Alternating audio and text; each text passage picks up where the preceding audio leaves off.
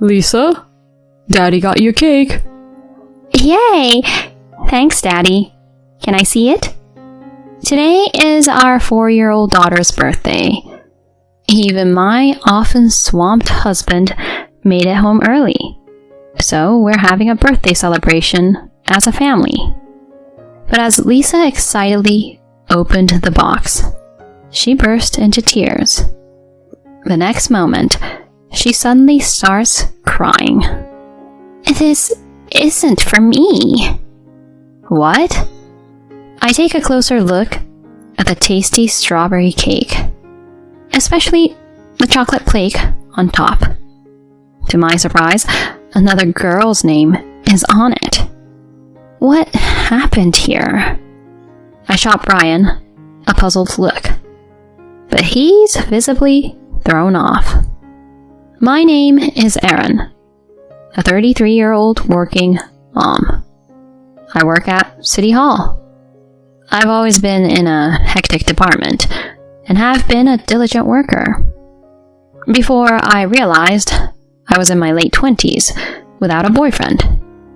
That's when I decided to sign up with a matchmaking agency. There, I met Brian, who later became my husband. Brian is a corporate guy at a big company. From our first interaction, he was sweet to me, and he was a true gentleman on our dates. I quickly fell head over heels for him. Soon after, we started dating, and a year later, we got engaged. Both our families were thrilled for us, and we had our wedding and got our marriage certificate. That evening, he said to me, Erin, let's start a happy family together. Yeah, I love that. How many kids are you thinking? Whoa, jumping the gun there. But definitely 2. I want a household filled with laughter. Sounds like a plan. About 6 months into our marriage, I discovered I was pregnant.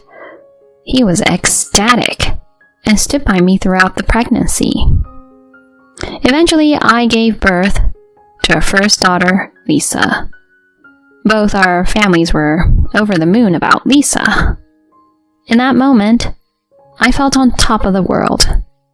Both our folks live quite a distance from us, so we decided to raise Lisa by ourselves. I took maternity leave, but he couldn't because of his job. But this proved to be tougher than we anticipated. Lisa would often cry at night and was pretty demanding.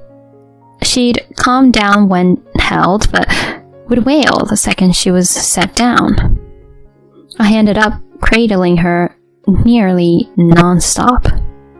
While my husband started off helping with our baby, he slowly backed off.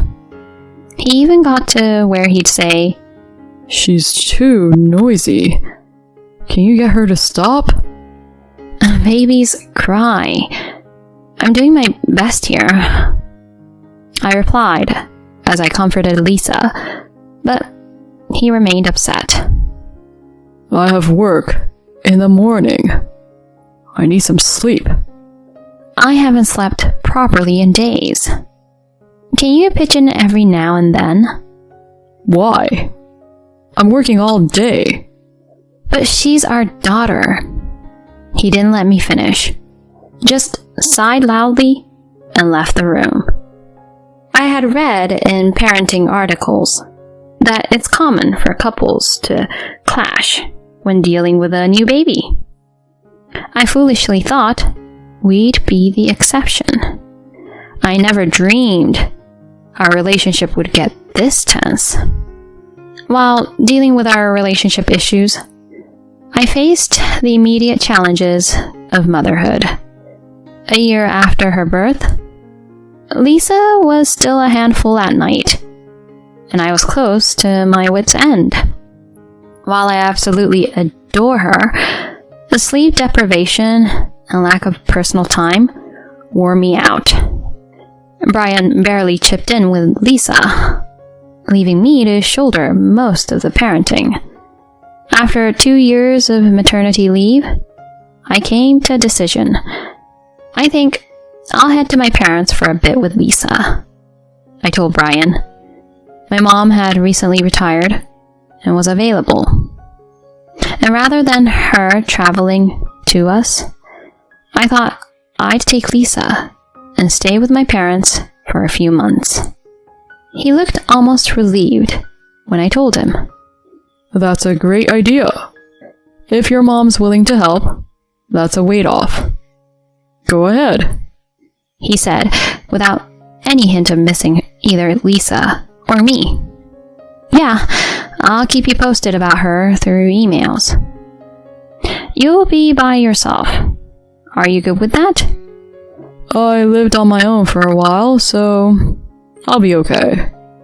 Just go and enjoy your time with your folks. Thanks. With that, I chose to head back to my parents' place for 3 months with my 1-year-old daughter. Honestly, staying at my parents' was pretty relaxing.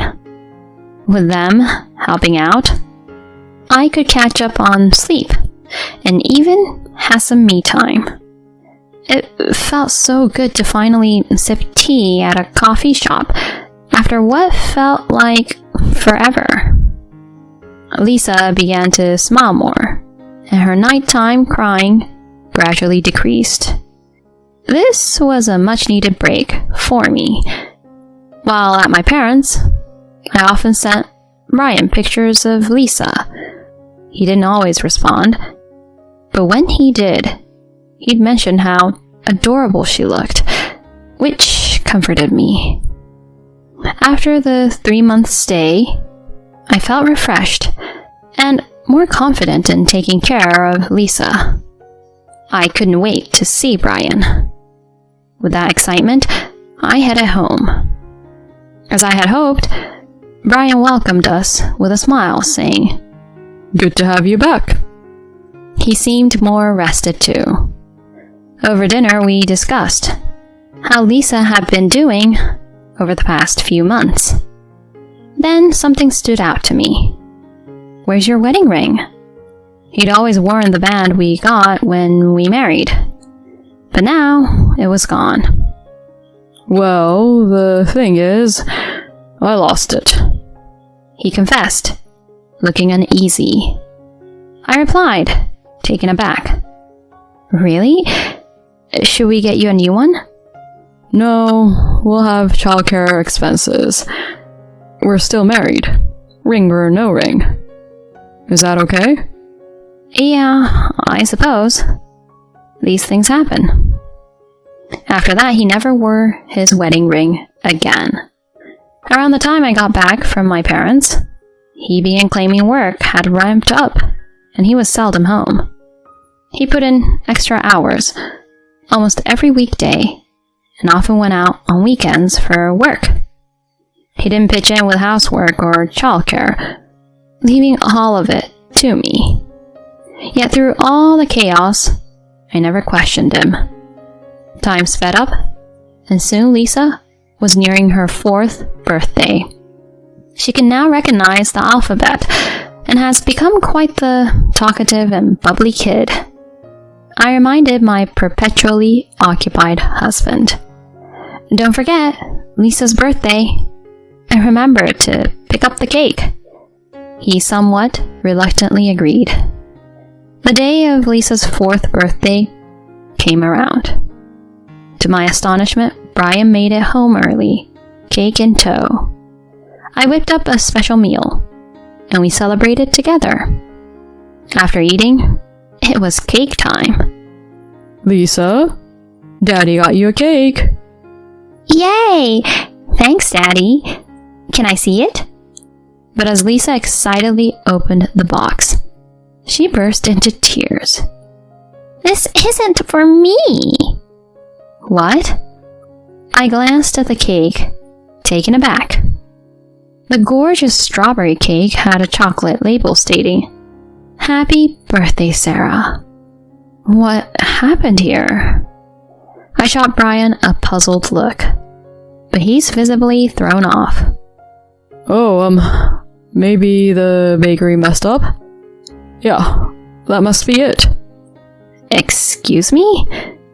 They looked swamped. They might have mixed up orders. I'm sorry, Lisa. They messed up your name. Is that what happened? Yeah, I'll talk to them later. Let's eat for now, alright? He tried to explain, but something felt off. A nagging doubt crossed my mind, but he wouldn't. Despite my internal conflict, I served the cake and continued the festivities. Days rolled on, and I couldn't shake that feeling. I prayed I was overthinking, but I needed to know for sure. So I reached out to a well-known detective agency nearby and used my old savings to have them look into Brian. 3 weeks later, the detective agency called me in, and I found myself at a coffee shop. I opened the envelope they handed me, and my worst fears, which I'd somehow known deep down, were confirmed. So, this is it. Brian, I'll never forgive you. My hand, holding the envelope tight, shook with anger. A week later, I left Lisa with a close friend and asked Brian to join me in a private dining room. The excuse was to celebrate our wedding anniversary. Actually, it really was our anniversary. When he showed up a bit late, I gestured for him to sit across from me. Wow, it's been ages since it's been just the two of us for dinner. Here's to our anniversary, he said, trying to keep things light as he raised his wine glass. I responded, Hold on, we need to talk about something first. What's going on? Care to explain this? I spread out photos on the table, which showed him at a family diner with a woman I didn't recognize and a young girl, around 5 years old. There was also a picture of him going into what looked like their house. What are these? Why do you have them? I hired a detective. This woman is Jennifer. The little girl is Sarah. The same name on the cake for Lisa's birthday. You guys look pretty happy. Almost like a family. What's the deal here? He shifted uncomfortably in his seat. Listen, aren't you jumping to conclusions? Jennifer is my boss's younger sister. Your boss's? Yeah, his sister. You know, she's like a friend. She's a single mom and was having a tough time. So, I was just being a listening ear. Given my relationship with my boss, I couldn't just brush her off. He started to make flimsy excuses. I sighed and shot off a quick text to someone. See? You're just getting the wrong idea. The cake mix-up? Sarah's birthday was just around the corner. So, I got confused. He kept talking. But then, the door to our private room swung open. What the? He looked up, stunned. There, standing in the doorway, was the woman from the photos, Jennifer. Thanks for coming, Jennifer. She nodded slightly and took a seat next to me. When I got the report from the detective, I had also learned about her and decided to reach out. She stared coldly at Brian. So, I'm your boss's sister, huh? That's not our relationship if I remember correctly. You were just listening to me? How could you spin it that way? We were clearly involved. You even stepped in as a father figure for Sarah. She shot Brian a fierce look, and he went pale. Jennifer had been wary when I first approached her as Brian's wife. But as we chatted, she pieced together the truth and was deeply upset. apologizing many times. She's a single mom, raising her 5-year-old Sarah. Their relationship started when he randomly approached her on the street. When I asked about when they met, it lined up with when I was away and when he started being out more. She had no clue he was married, especially since he never wore a wedding ring. He had been sweet to her and her daughter, even hinting at the possibility of marriage. Brian looked at me, his face pale and filled with panic. "We're on to you. Just come clean already." After a beat, he hesitated, then began to talk. He confessed that he felt overlooked as I was so focused on our daughter Lisa. During a trip I took to my hometown, he had met a gorgeous woman named Jennifer, thinking it'll just be a brief fling. But he'd unintentionally fallen hard for her. Still, he had no plans to leave me and hoped to carry on with his double life. I whispered sharply, "Did you really think you could pull that off?" My words clearly unnerved him. Jennifer jumped in. "Brian, how could you lie to both of us? I could take you to court for pretending to marry me." "Take me to court?" he blurted out, looking alarmed. She went on. "Plus, you lied about where you work. You're at XX Company, aren't you?" "Well, I mean..." "You're familiar with Garrett Enterprises, right? Paul Garrett runs it." "Huh?" He looked totally lost. "Yeah, we do business with them. What's that got to do with anything?" "Did you forget my last name? The guy heading Garrett Enterprises? That's my dad." Turns out he had inadvertently started a relationship with the daughter of a key business associate. "I had no clue. There are plenty of Garretts out there. How was I supposed to know?" he muttered. But she wasn't done. "My dad's really close to both me and Sarah. When I filled him in on your antics, he was mad. Hope you're ready for what's coming at work." He was dumbstruck. In desperation, he turned to me. "Aaron, you wouldn't leave me, would you? I'm Lisa's dad. You're doing well at your job, so you could help me out for a bit.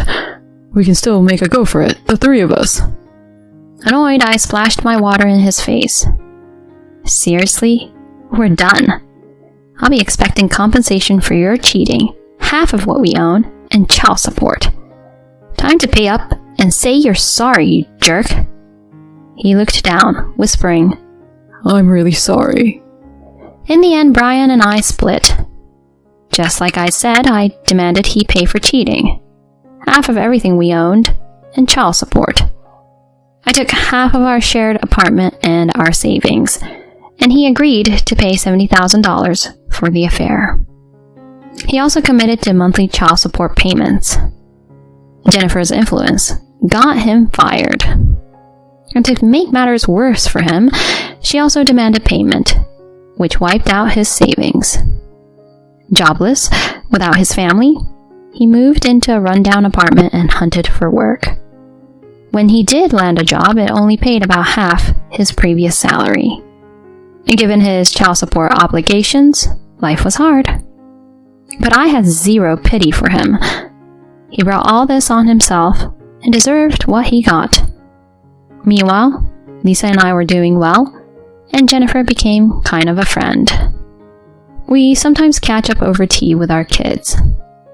I'm excited about what the future holds and watching Lisa grow up.